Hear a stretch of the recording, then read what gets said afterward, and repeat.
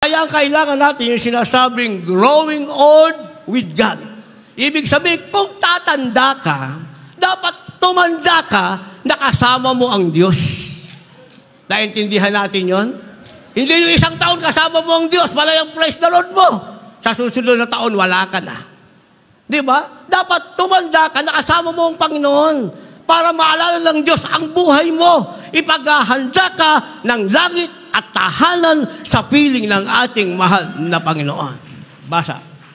Dito po sa Aklat ng Mga Awit, Kapitulo 71, ang talatay 8, 14 at 15, balik sa 13. 8. Ang bibig ko'y magpupuri, ang bibig ko'y mapupuno ng pagpuri sa iyo at ang iyong karangalan buong araw.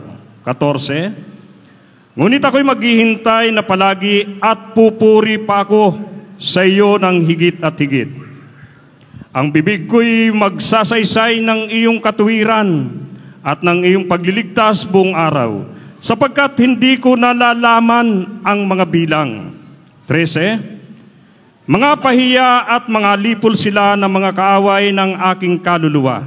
Mga takpan ng pagkaduwahagi at kasirang puri sila na nagsisihanap ng aking kapahamakan. Palakpakan natin ng malakas na palakpak ang ating mahal na Panginoon. Lahat magsabi ng malakas na praise the Lord.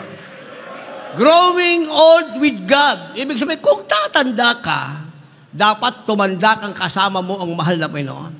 Hindi yung maligaya ka sa iyong kabataan, puro kang nasa kasalanan at naghihintay kang magmana ka ng buhay na walang hanggan, wala kang mamanahing buhay na walang hanggan. Kung tatanda kang kasama mong Panginoon, maaalala ka ng Diyos. Kaya ang sabi ng verse 8 na ating nabasa, ang bibig ko'y mapupuno ng pagpupuri sa iyo ang iyong karangalan buong araw. Hindi mawawala sa labi mo. Mula nang masave ka hanggang pagtanda mo, ang mga labi mo ay magpupuri sa ating mahal na Panginoon. Hindi lang sa lupa. Ang lupa, mga minamahal, practice pa lang itong ating ginagawa. Mahabang pananambahan, practice. Mahabang pupupuri, practice. Para pagdating mo sa langit, sanay ka na. Bakit? Sa langit, mga minamahal, wala nang breaking. Wala na. Araw at gabi, sabi ng banal na kasulatan, mga minamahal, the host of heaven, the multitude in heaven, ang sabi, ay nagpupuri sa ating pinakamamahal na Panginoong Jesucristo. Paano ka maalala ng Diyos kung dito hindi mo kayang magpuri? Ang sabi, buong araw, ang labi natin dapat nagpupuri sa Diyos. Verse 14, ang sabi, ngunit ako'y maghihintay na palagi at pupuri pa ako sa iyo ng higit at higit. Sa iyong pagtanda, kasama mo ang Panginoon, hintayin mo siya palagi. Huwag mong sabi, ang tagal naman bumalik ng mahal na Panginoon. Meron lang nainip sa pagbalik sa Diyos, doon sa Tayabas. Meron tayo kapatiran doon, mga minamahal. Ano sabi niya? Nung mapakinggan ko preaching ni Mahal Pastor, 91, babalik lang mahal na Panginoon. Nagkita kami doon, nasa Tayabas ako, mga minamahal, 1993. Ilang taon na daw ang dumating, wala pang mahal na Panginoon. Anong ginawa? Nag-backslide, uminom lang alak. Mga minamahal, ano nangyari? Nagkasakit sa baga. Ay di, pumikit nilang mata. Kaya na walang langit, mga minamahal. Sabi ng ating nabasa, hintayin mong palagi ang Panginoon at ang iyong bibig ay higit na higit magpupuri sa ating mahal na Panginoon. Ang ibig sabihin, huwag kang makontento na dumadalo ka lang sa bahay mo, maghintay ka rin sa Panginoon. Kung dito ka nagpupuri sa bahay mo, magpuri ka rin sa ating mahal na Panginoon. Bakit? Dahil tatanda ka dapat, nakasama mo ang Panginoon. Hindi tayo Kristiyano dahil nandito lang tayo. Pag-uwi natin, dapat Kristiyano pa rin tayong naghihintay sa ating mahal na Panginoon. Verse 15, ang sabi ng verse 15, ang bibig ko'y magsasaysay ng iyong katwiran at ng iyong pagliligtas sa buong araw. Ano daw ang gagawin ng ating mga labi, mga minamahal? Magsasaysay ng katwiran ng Diyos buong araw. Hindi lang para tayo magpupuri, kasama natin ang Panginoon hanggang pagtanda, kaya meron tayong patotoo, mga minamahal. Hindi na kailangan lapitan ka pa, magpresenta ka na. Sabihin mo, Brad, sister, pinagpala ko ng Panginoon, magpapatotoo ako, isasaysay ng aking mga labi ang kabutihan ng Diyos na ginawa sa aking buhay.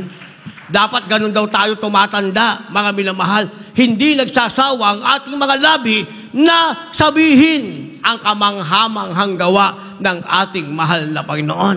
Bakit natin ito kailangan? Ang sabi ng verse 13. Verse 13, mga papahiya at mga lipol sila na makaaway ng aking kaluluwa. Ayaw sa gusto natin may kaaway yung ating kaluluwa, mga minamahal. May kaaway ang ating kaluluwa. Kaya pag hindi ka tumandang kasama mo ang Panginoon, talagang hindi ka natatanda. Batang-bata ka pa, kukunin ka na ng mahal na Panginoon. Bakit? May kaaway pala yung ating kaluluwa, mga minamahal. May kaaway. Sino kaaway ng ating kaluluwa? Ang kaaway ng Diyos. Ang salibutan. Ang kasalanan ng salibutan. Kaaway yan ng ating kaluluwa. Kapag tumanda ka na naghihintay ka sa Panginoon, dahil naalala ka ng Panginoon, tumanda ka kasama mo ang Panginoon, makikita mo, sabi ng ating nabasa, ang kaaway ng iyong kaluluwa ay mapapahiya. Bakit? Dahil sila mismo sa harapan ng iyong mata, lulupigin ng ating pinakamamahal na Panginoong Jesucristo. Ako, sasabihin ko sa aking sarili, ang kaaway ng aking kaluluwa na pahiya, mga minamahal. Bakit? Hindi na ibinalik ng mahal ng aking ketong. Ibig sabihin, walang nagawa si Satanas para ibalik yung aking ketong. Tuwing iisipin niya ibalik yung aking ketong, mga minamahal, naaalala ko ng mahal na Panginoon, Satanas, huwag mo dyan ibalik. Anak ko lang lilikod sa akin yan. Pinupuri ako niya maging kanyang labi. Hindi niya ikakayang sabihin siya'y dating kitongin na ako ang nagpagaling sa kanya. Si Satanas, walang nagawa. Iniwala lang ako ni Satanas. Wala tayong magagawa dyan. Yung ketong ni Brother Louie, ilipat na lang natin sa makulit. Kaya yung iba, may ketong. May TB, diabetes, asthma, goiter, heart disease. Doon lumipat. Nakalagay naman pala sa banal na kasulatan, mga minamahal. Ulitin natin at ituloy ang basa. Sabi ng 13, mga papahiya at mga lipol sila na mga kaaway ng aking kaluluwa, makatakpan ng pagkaduhagi at kasiraang puli sila na nagsisihanap ng aking kahapamakan. Yung maghahanap sa iyo ng kapamakan, sila mismo ang maduduhagi. Ang ibig sabihin, sila mismo ang magpapahamak. Hinahanap nila ang kapamakan ng iyong sarili, pero sa paghahanap nila ng kapamakan mo, sila ang mapapahamak. Bakit? Dahil ikaw ay tatandang kasama mo ang ating mahal na Panginoon. Naintindihan natin? Kaya pagkatapos ito, merong sinasabing unfaltering faith. Unfaltering. Ibig sabihin, pananampalatayang hindi matitinag. Yan ang meron tayo. Kasi kung ang iyong pananampalataya hindi unfaltering o ito'y natitinag, mga minamahal, mawawala ka sa Diyos. Dapat ang pananampalataya natin, kagaya ng pananampalataya ng ating mahal na magulang sa Panginoon, sinasabing unfaltering. Ibig sabihin, pananampalataya na hindi natitinag. Basa. Dito po sa Aklat ng Gawa, Kapitulo 14, versikulo 22. Na pinatitibay ng mga kaluluwa, mga alagad, at inaaralan sila ng pinapanatili sa pananampalataya, at sa pamamagitan ng maraming kapigatian na kinakailangan magsipasok tayo sa kaharian ng Diyos. Dito po sa unang Juan 5:4, ganito rin pa ang pagkasulat.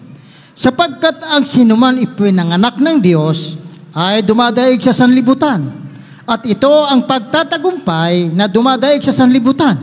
Sa makatuwid ay ang ating pananampalataya. Palakpakan natin ng isang malakas na palakpak ang ating mahal na Panginoon. Lahat magsabi na malakas na praise the Lord. Amen. Unfaltering faith, ibig sabihin pananampalataya hindi matitinag. Kailangan natin to para maalala tayo ng mahal na Panginoon. Nakikinig ako ng balita, sabi ng mga tao, bakit daw kinakailangang mapahamak ang lahat sa tinatawag na dumating na bagyo si Habagat at si Karina, mga minamahal? May mga Kristiyanong napahamak. Naglingkod naman sila sa Diyos. Tama. Tayo bang lahat naglingkod sa Diyos? Yung naglingkod sa Diyos, magsabi ng praise the Lord. Ulitin kong tanong. Yung naglingkod sa Diyos, magsabi ng praise the Lord. Pahina ng pahina, hindi ba? Hindi ba? Kasi hindi lahat naglilingkod sa Diyos. Merong sinasabing unfaltering faith. Hindi lahat naglilingkod sa Diyos, merong pananampalatayang hindi natitinag. Dumating lang ang lindol, nabahalang yung bahay, nabasa lahat ang damit, malungkot na. Ibig sabihin, natitinag ang kanilang pananampalataya. Samantalang isang bahalang naman ang dumating, dalawang bagyong pinagsama, si Habagat at saka si Katrina. Hindi ba? Sinong tumagal sa evacuation area ng 2 araw? Taas sa kamay. 2 araw. Mahigit sa 2 araw, taas sa kamay. Mahigit sa 2 araw. Mahigit lang. Tumagal ba kayo ng 15 years sa evacuation center? Hindi naman. 2 hanggang 3 araw lang. Ang pagsubok ng ating mahal na magulang sa Panginoon, 15 years, mga minamahal. Walang matitirahan. Kayo, nung bagyo lang kayo na walang lang tirahan. Sila walang matitirahan. Bawat tirahan palalayasin, walang pambayad. Kayo na walang ng pagkain, nung bagyo lang. Hindi ba? Nung bagyo lang, pero bandang gabi may dumating na suporta, mga minamahal. Kahit na skinless longganisa lang naman yan, nilagang itlog na napisa pa ata, may mainit na kanin, may dumating pa rin. Samantalang sa ating mahal na magulang sa Panginoon, walang dumating, mga minamahal. Kaya nga kinakain ng ating mahal na magulang sa Panginoon ay balat ng melon. Uulitin ko, balat ng melon, melon peel. Hindi melon balat ng melon. May kumain na ba sa inyo ng balat ng melon na nabagyo kayo? Taas sa kamay. Wala kumain sa inyo ng balat ng melon. Skinless longganisa, may kumain sa inyo. Taas sa kamay. Hindi ba? Meron pa kayong imputido. Pagdating ng overnight, may dagdag pa. Mamaya, marami pa tayo relief goods dyan. May grocery pa. Sinong pinagpala? Pinagpala tayo ng ating mahal na Panginoon. Hindi ba? Wala pang 15 years sa pagsubok yan, mga minamahal. Nabasa lang ang damit mo. Nasira yung kandero mo. Nasira yung bahay mo. Dapat ang pananampalataya mo ay hindi natitinag. Bakit? Baka mamaya, pag-uwi mo, merong mayaman doon, nakapabewang pa. Brother, doon ka tumira sa kondominium ko. Sa kondominium ka pa nakatira. Hindi ba? May gwardya ka na, sa kondominium ka pa nakatira. Pag ang pananampalataya mo natinag, pag-uwi mo sa bahay, makikita mo, ano makita mo? Gaganon-ganon yung ulo mo. Pambira yung bahay ko.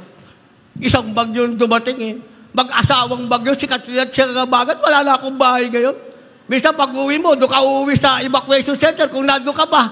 Pero kung ang pananampalataya mo, hindi natitinan, maalala ka ng Diyos. Pagdating mo sa evacuation center, may mayaman doon, nakakotse. Sabihin sa'yo, kotse ko, sa'yo na yan. Pumunta ka doon sa Marilao, may apartment doon, 2, sa'yo na rin yun. Imposible bang mangyari yun? Imposible bang mangyari? Posibleng mangyari, hindi imposible. Bakit? Si Brother Mario, nasa si Brother Mario? Si Brother Mario, ang tagal nakatira sa kanyang anak. Isang araw, may nagsabi sa kanya, pamakin niya, Tio, punta na ako ng Amerika. Yung bahay ko, 10th floor, may aircon, may sasakyan pa. Sa'yo na yun. Sa kanya na. Diba? Pinagpala ng mahal na Panginoon.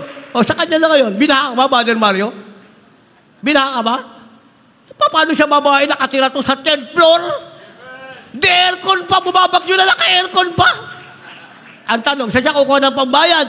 Sabi ng pamangkin niya, Tiyo, wag ka na mag-alala. Papadalang kita, pambayad sa kuryente mo. Si Brother Mario lang ba anak ng Diyos dito? Tayong lahat anak ng Diyos, mga minamahal. Hindi ba? Kaya kung siya kayang pagpalain, tayo, kayang-kayang pagpalain ang ating mahal na Panginoon. Pero dapat ang ating pananampalataya ay hindi natitinang. Sinasabing unflattering faith, yun ang ating kailangan. Kaya ang sabi sa ating nabasa, 1 John 5:4, mapapagtagumpayan daw natin ang sanlibutan sa pamamagitan ng ating pananampalataya. Kaya kailangan natin ang pananampalataya. 2 bagyo lang ba ang magpapaalis ng ating pananampalataya? Mas magandang sabihin, sige, bagyo, dating ka pa, tignan ko lang kung kaya mo akong tibagin. Hindi ba? Bakit? Nilagyan natin ng supporting verse. Gawa 14, talatang 22, ang sabi, na pinatibay ang kaluluwa ng mga alagad at inaralan sila na magsipanatili sa pananampalataya. Anong aral? Manatili sa pananampalataya. Yan ang sinasabing unflattering faith. Pananampalatayang hindi natitinag, manatili ka. Sabi, yan ang aral ng mga apostol. Ang sa mamagitan ng maraming mga pagkapighatian ay kinakailangang magsipasok tayo sa kaharian ng Diyos. Palakpakan muna natin ang ating mahal na Panginoon. Paano daw tayo papasok sa kaharian ng Diyos? Walang bagyo, walang baha, papasok tayo sa kaharian ng Diyos. Paano tayo papasok sa kaharian ng Diyos? Meron kang bahay, third floor, libre tubig, ilaw, meron kang, Starex ba yun? Starex. Pero sa Starex, pati sasakyan, binigyan siya. Kaya lang si Mother Mario, ayaw ata kayong isa kayo. Ay ko, Mother Mario, ako, kotse dala ko, ha. Pag nadaanan ko kapatira, sinasakay ko, ikaw, laki-laki ng sasakyan mo, hindi ka magsakay kahit isa. Mamaya, makisakay kayo sa kanya, isasakay kayo niyan. Paniwala kayo sa akin. Pag hindi kayo sinakay, sabihin nyo sa akin, laki ng sasakyan yan. Kaya lang, gasolinahan nyo na rin. Pero may paggasolina yan. Pag alis dito niya, nakagasolina yan. Nangami ng mahal. Ganun mag-provide ang ating mahal na Panginoon. Everything is provided. Maglingkod ka lang sa Diyos at magkaroon ka ng pananampalataya. Hindi natitinang. Hindi pala tayo papasok sa langit sa kasaganahan. Sabi ng ating nabasa, pinatibay ang pananampalataya ng mga mananampalataya. Inaralan sila ng apostol, magsipagtibay sa pananampalataya sa pamamagitan ng maraming pagsubok. Tayo ay papasok sa kaharian ng langit. Yun palang pagpasok sa kaharian ng langit, maraming pagsubok. Kaya pag dumating lang pagsubok, dapat tayong matuwa. Salamat, mahal pa sa pagsubok. Ang ibig sabihin nito, papasok ako sa iyong kaharian. Maaalala mo ako, hindi mo ako kalilimutan. Kaya nga yung mga Kristiyanong matapang sa pagsubok, kagaya ng ating mahal magulang sa Panginoon, iniwanan na ni Satanas. Dahil si Satanas, pag nakitang hindi kanya kayang tibagin, iiwanan kanya. At maghahanap siya ng Kristiyanong kayang-kaya niyang tibagin. Naintindihan natin? Pag nakita ni Satanas, wala tayong magagawa dyan. Basahin niyo yung kasaysayan ni Emmanuel Amos, mga minamahal, isang satanic agent. Nakonverti siya sa Christianity. Siya mismo ang nagpatotoo. Nung siya'y satanismo pa, under the influence of Satan, ang sabi niya, pag hindi daw nila kaya ang Kristiyano, iniiwanan nila at inaatake nila yung mga Kristiyanong walang kapangyarihan. Naintindihan natin. Naintindihan natin, mga minamahal. Hindi pala si Katrina yon. Kayo naman, amen kayo ng amen eh. Sabi ko, bagyong si Katrina at si Habagat. Sabi niyo naman, amen. Sino ba talagang bumagyo sa inyo? Si Katrina ba o si Habagat? Baka naman si Karina at si Habagat. Kanina pa ako Katrina. Sabi niyo, amen. Talaga ba nakikinig kayo? Amen kayo ng amen. Sana sinabi niyo, hindi po Katrina, Karina. Amen lang kayo ng amen. Okay, correct ko ha. Si Karina yon at saka si Habagat, hindi si Katrina yon. Baka pag-uwi nyo sa bahay, sabihin nyo sa kasama nyo, wala kwenta si Katrina at si Habagat. Sabi nung kausap nyo, sister, saan ka magaling? Wala naman Katrina. Karina meron, saka si Habagat. O kaya, correct natin. Palakpakan muna natin ang ating malabay na. Kaya pag nasa pagsubok na, dapat tayo matuwa, baka mag-rapture na. Hindi ba? Abalang-abala ka, mahal yung bahay ko. Kasi simento lang ng flooring niyan. Di ba? Yung TV ko, mahal pa yung flat screen. Nanonood pa naman ako ng Korean novela dyan na baha. Kaya nga na baha, yun nga pinapanood nyo eh. Inalis na nga ng mahal na Panginoon, di ba? Isa lang nag-email, sabi na totoo. Di ba? Kaya nga, inalis na lang mahal na Panginoon para wala na kayong panonoorin. Mamaya, ang gagawin nyo na lang, growing old with God, tumanda kang kasama ng Panginoon, nagpuri ka na rito, pag-uwi mo, magpuri ka uli, pagpapalain ka ng ating mahal na Panginoon. Mahal na Panginoon, wala na akong flat screen, wala na akong panonoorin ng telenovela, pupurihin na lang kita, tuwang-tuwa ang ating mahal na Panginoon. Bibigyan kayo ng 3 flat TV. Dumating ng 3 flat TV, dumating, eto na naman. Dadating na naman si Karina pala, tsaka si Habagat. Kasi, every year, meron tayong 25 typhoons sa Pilipinas. Ilan pa lang ang dumating? Mula January hanggang July, ilan pa lang ang dumating? Mga Habagat, nasa letter H pa lang tayo. A to Z yan. 25 typhoons, mga minamahal, A to Z. Yan yung alpabetiko. Yan ang bagyo natin. O, nasa H pa lang tayo. Ibig sabihin, marami pang bagyong darating. At kung dumating man, ang kailangan natin pananampalatayang hindi natitinag sa kahirapan, papasok tayo sa kaharian ng langit. Pagkatapos niyan, meron tayong tinatawag na in honor and memory. In honor and memory, ibig sabihin, karangalan at alaala. Meron tayo niyan. Last verse, maghanda tayong mga manugtog, mga magpawid. Dito po sa Aklat ng mga Kawikaan, Kapitulo 22, ang talatay 4 at 1.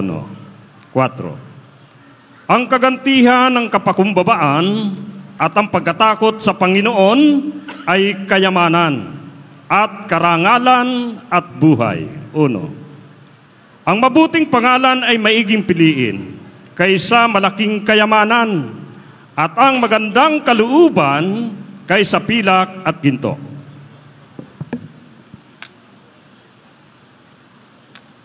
Dito po sa Aklat ng Pilipos, Kapitulo 3, ang versikulo po ay 20. Sapagkat ang ating pagkamamayan ay nasa langit, mula doon ay hinihintay naman natin ang tagapagligtas, ang Panginoong Hesukristo. Palakpakan natin ang ating mahal na Panginoon. Huling verse na, pumalakpak tayo na may galak, may karangalan at alaala sa ating mahal na Panginoon. Lahat magsabi ng praise the Lord.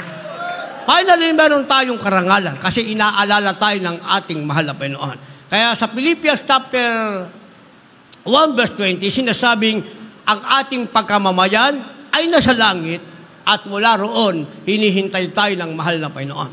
Habang tayo nasa lupa, sabi ng ating labas sa Kawikaan 22 ang talatay 4, ang kagantihan sa kababaan at pagkatakot sa Panginoon, kayamanan, karangalan at buhay. Kaya meron tayong kayamanan, malusog ang ating pangatawan, kahit konti ang pinansyal, masaya tayong naglingkod sa Diyos, meron tayong karangalan, meron tayong buhay. Meron na tayong gantimpala sa lupa, meron pa tayong langit na naghihintay, gantimpala sa langit ng ating mahal na Panginoon. Sinasabing honor and memory. Meron tayong karangalan at meron tayong alaala.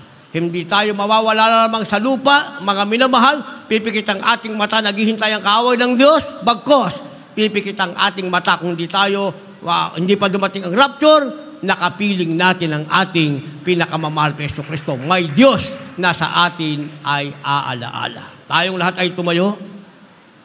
Kung meron kayong dalang baguhan, nais ba nilang maalala sila ng Diyos? Marami pang kalamidad ang darating. Pinagpala kayong may buhay. Pinagpala tayong may buhay upang papurihan ang ating mahal na Panginoon. Dalhin niyo sila sa harapan, hihintayin natin sila magiging mga nasa labas, samahan niyo sila sa harapan.